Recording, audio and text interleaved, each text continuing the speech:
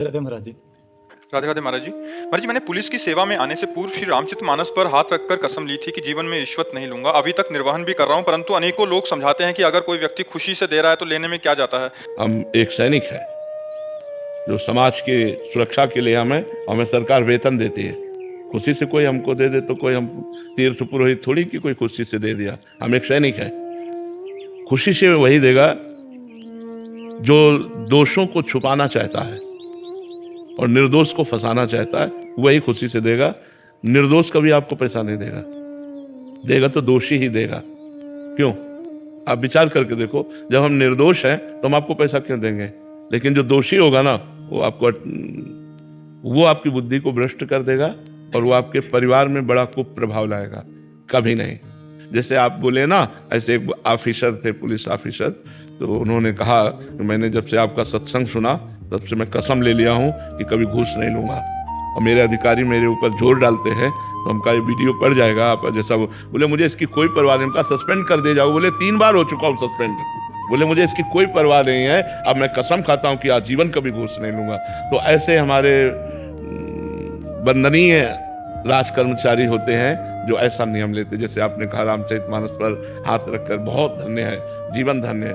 आप अपना जो कर्तव्य कर्म कर रहे हैं ना, यही पूजा है। पर ऐसे लोगों को प्यार बहुत कम मिलता है, क्योंकि संसार में आप जैसे लोग बहुत कम पाए जाते हैं। आप लोगों को उपहास ज़्यादा मिल सकता है, नीचापन दिखाया जा सकता है। आजकल जैसा हवा चल रही हो वैसे बहो, तब तो लोग सम्मान करेंगे। लेकिन ऐसी स्थिति में भगवान सम्मान करेगा। और जिसको भगवान प्यार देता है वही वास्तविक प्यार है। ये छल कपट लोग, कपटी लोग प्यार करें तो उससे क्या फ़ायदा? भगवान प्यार करें, यही सबसे बड़ी बात है। तो आप अच्छे से चलिएगा, कोई खुशी से दे भी तो नहीं लेना। छोटे अधिकारी जो होते हैं उनको बड़े अधिकारियों से बहुत दबना पड़ता है, और बड़े अधिकारी जैसा आदेश करते हैं और ना चाहते हुए उनको पालन करना पड़ता है। लेकिन वो बहादुर होते हैं जो स्वयं कभी घूस नहीं लेते, स्वयं कभी अधर्म का पैसा नहीं लेते। धन्यवाद है, ऐसे बहुत से ही होंगे, हम उनको धन्यवाद देते हैं जो धर्म से चलते हैं, कभी घूस नहीं लेते, कभी निर्दोष को दंड नहीं देते और दोषी को बख्शते नहीं।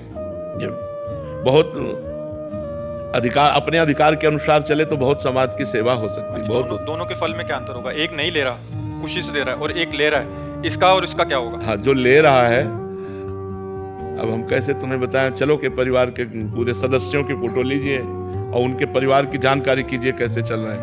और जो नहीं ले रहे हैं, आप उनके परिवार की जानकारी कीजिए। परिवार के लिए तो अर्थ लिया जाता है। हम प्रायः देखा है, बड़े बड़े अधिकार के पदों में अगर आपने घूस अधिक ली है तो आपको अंत में रोना पड़ेगा, और अंत में आपको विनाश अपनी आंखों से देखना पड़ेगा।